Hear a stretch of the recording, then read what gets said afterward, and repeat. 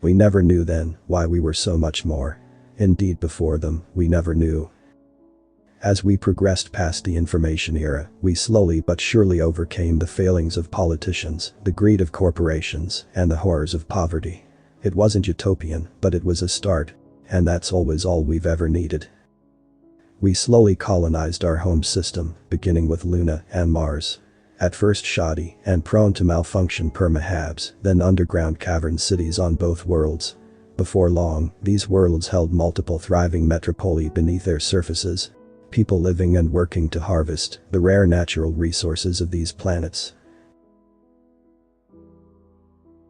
From there, the orbital shipyards of Jupiter were built, the colonies of Titan and Europa, harvesting water and methane for the burgeoning civilization our system held.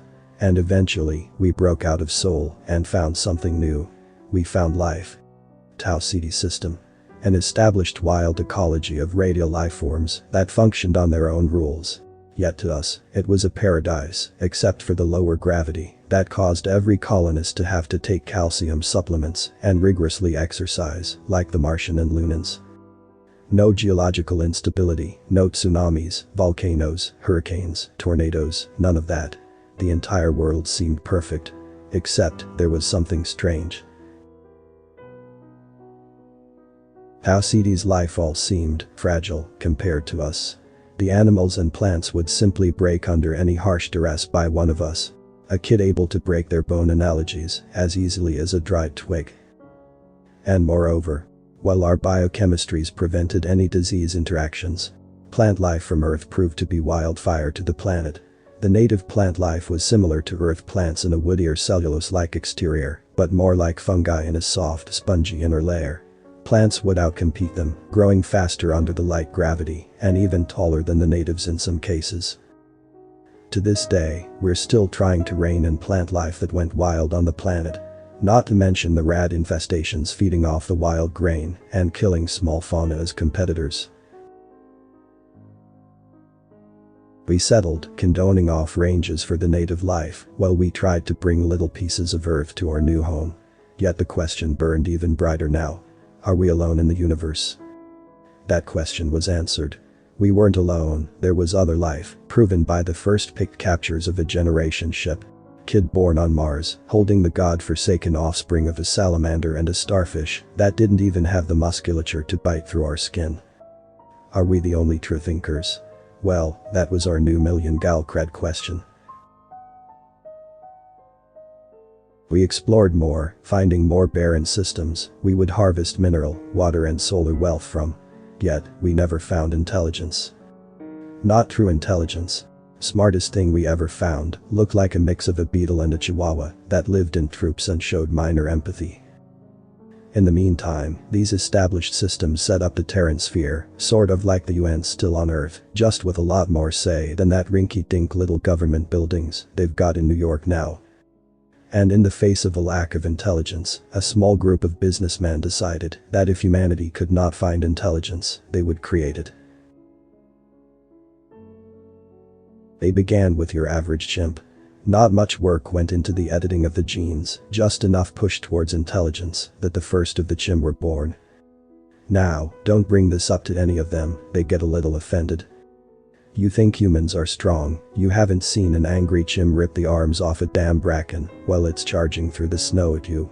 Now, back in those days, your average chimp could count to about 120, read at a third grade level, and was capable of understanding minor industrial and labor tasks. Something very appreciated by this little cabal. Now, these businessmen decided this was a wonderful success and began using an off-planet research hub, as well as their own private world discovered, bought, and paid for by them, to begin experiments. All this was after what they saw as a resounding success, after which they started branching out. With the chim, they had their workers, who they slowly edited over the course of about 40 years, to be on par with human-level intellect, finally breaching that barrier, to where now there was an equal to humanity. Of course, by that point, they weren't the only equals anymore. The next goal had been working on another highly intelligent species that could come in use. Tersiops truncatus. Now, the dolphin was your average aquatic pack hunter, But even before this, it had been speculated they were fully sapient. Well, imagine the surprise when after a few initial births, they found that all they had to do was alter their vocal cords, and the next thing you know, an inadvertent, already sapient being was discovered. Elfi and Orcans don't really like how they were treated on Earth, considering they were essentially enslaved, slaughtered, eaten, under the assumptions they were non-sapient animals, but they were grateful to have a voice now and expressed their displeasure at humanity. Especially after this little group decided to engineer them to possess ancillary arms to create deepwater divers that could be stationed 24/7 on an ocean colony world recently established by that point, alongside Orcans and even specific whale types, like spermatocyps. And so, these men in their little suits and ties would go and take whatever genetic stock they felt had potential and just make it like us, not in body, but mind. By the time it all came out, there were established populations of enough different species from Earth that they qualified as actual substantial numbers and viable breeding populations. Gorillas, chimps, gray parrots, ravens, a topi, squid, orca, bears, dogs, cats, all with specific purposes for business planning, at least in their minds. The result was an outrage, one that threw the entire Terran sphere into a moral dilemma. We suddenly had over a dozen species of intelligent, thinking and talking life forms that wanted freedom and equality amongst us. It was an utter shitstorm. Took about 4 years for the final verdict to be used by the Colonial Federal Charter Commission, or the CFCC, under the paragraph 12 section 8. Sapient life discovered will be subject to an inclusion policy. Given collective agreement to CFCC rights, laws, regulations, and understandings of inherent biological differences. This includes full citizenship, agreed upon colonization rights for ideal worlds, and mutual cultural dissemination. After this, the entire planet they had all been living on was named by them and still is listed as the birth world of many of them. Moreau, named after some dinky 19th century sci-fi author that wrote a book about a guy vivisecting animals into people. Still never could figure out if it was meant as an insult to us or a badge of pride for them. Most of them divided into nations, much like humans have. And even to this day, there are dozens of different polities made up of solely one or two Terran races, which caused a name change to the Terran sphere. It became the Terragen sphere, the progeny of Earth, as they called the decision at the time. But that's the story behind the Terragen sphere before we met the tile and entered into something we never would have guessed about. Now, by this point, humanity and its little pet projects turned people on a generation ship happened to be woken up. Not by the arrival to the plant system, no, but another adjacent star system it passed through. The home system of the tile, the outermost members of the Confederacy. Now, you know what a tile is, right? No. Jesus, you're dumb as hell sometimes, rookie. A tile stands about 9 feet 8 inches in height, or about a shade under 3 meters, if you're one of those metric people. Look a bit like a gorilla or Sasquatch, even if the eyes are on the sides of their head and they've got a third arm coming from their chests. Now, these guys basically just had an unknown ship that wasn't responding them, and on an automatic system movement towards their home planet. So what do? They cracked it open. They boarded and found the colonists. And panicked so much after waking them up, they blew the damn thing apart after seeing them. Now, you can imagine when that ship auto-transmitted its black box recordings back to its originator colony, the jungle world Fianna. The uproar was massive. Now, Fianna is a mostly uplifted species colony, inhabited by the Gorl, the Par, and the Corvians. Now, these guys weren't happy, so they let the entire sphere know what just happened. And man, let me tell you, the vids from that time were amazing. You've got movies, books, etc. all showing Tyle and Terragens in such heated battles, it made that old Star Wars crap nothing. The reality was disappointing. The sphere built up an entire war fleet, all generation ships, so all those leaving would be going off to fight something, leaving behind their friends, families, their troops, pods, flocks, packs. All for the defense of something that before everyone bickered about the state of too money driven, they'd say. And considering our brother and sister races from Earth were made by amoral business tycoons, they probably weren't too far off. After about another 40 years, well, they got there. And as it turned out, the tile weren't ready for us. You see the war footage from that time occasionally, and man, you know. It's one thing to watch an armored gorilla with a Gauss rifle firing off and ripping a man to death with his hands. It's another to watch an alien battle line on planetside, an alien battle line composed of a species far more imposing than a human or gorilla in looks, and be afraid of what you can do. The tile literally couldn't win in a fair fight with any of us. A parrot could rip out their throats with ease. Bears destroyed their comparatively far less durable vehicles and could kill hundreds before being properly brought down. A single chimp or gorilla killing dozens with their bare hands before even pulling out any weapons. Odd, there's footage of a swarm of Corvians with heated blades in their beaks and claws, turning an entire swathe of Tile army to literal roasted mincemeat. Their orbital weapons were strong, yes, but they also didn't have the kinetic drivers we did. They mainly focused on intense plasma and kinetic forces, often using a kinetic pulse to push a ship, liquefy its occupants, and then pound it with plasma until it was slag. Turns out, most of their shielding was built to combat this, not solid accelerator rounds that could shred through them. Like a sniper round through a pup, sorry Spotty. Like a sniper round through butter. Turns out, military ships made by us, unlike colonization vessels, were a bit much for them. Their kinetic pulses were damned useless, too many shock absorbers on our ships. And as it turns out, we're more durable than they thought, even birds are. That's something important to remember. In total, they accumulated such high casualties, to this day, they say we're all demons of skin, fur, or feather. After we actually took the planet, we had only lost about 4 out of 15 ships, and only about a quarter of the expeditionary army. While what was left of their fleet, 2 ships, hightailed it out of there, on actual fucking FTL, something we'd never even presumed might exist in reality, since we'd never been able to crack it.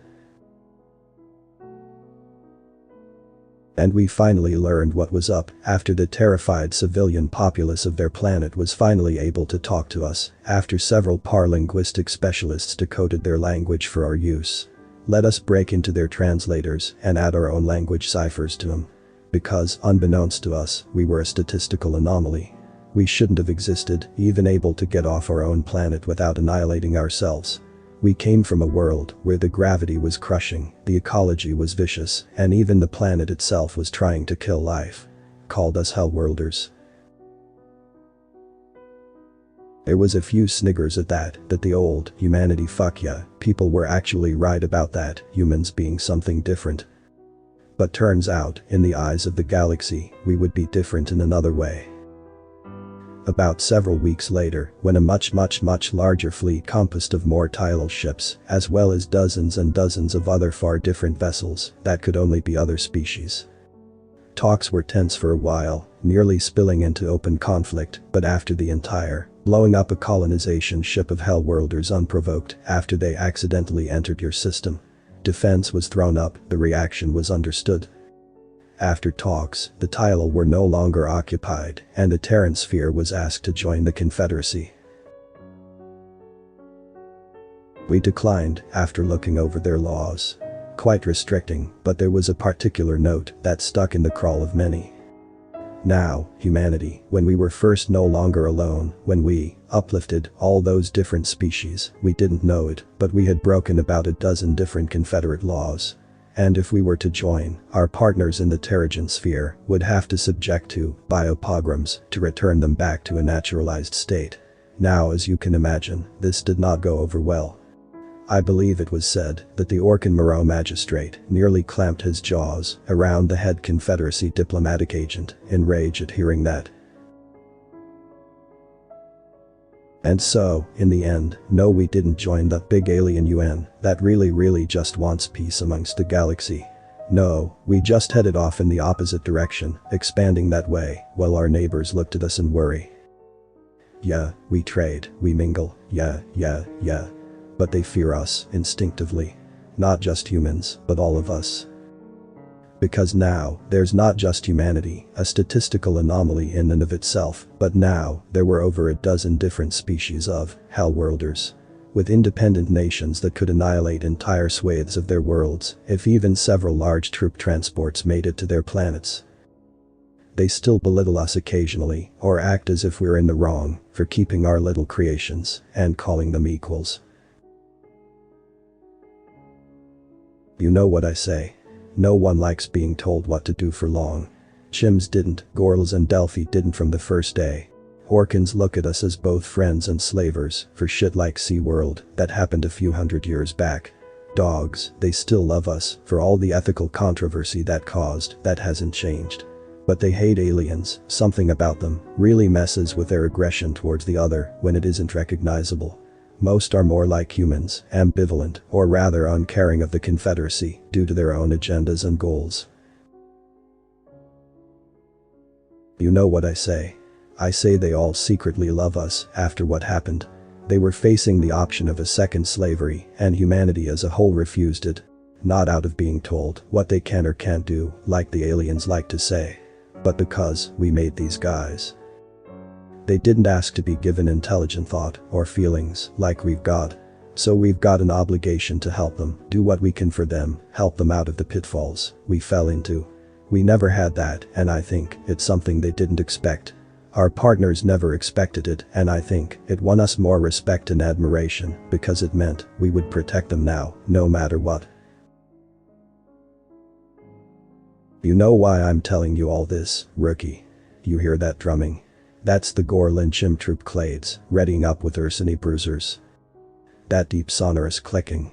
The Delphi Grav skimmers and their 3 dimensions attuned pilots, ready for aerial combat no other species has seen.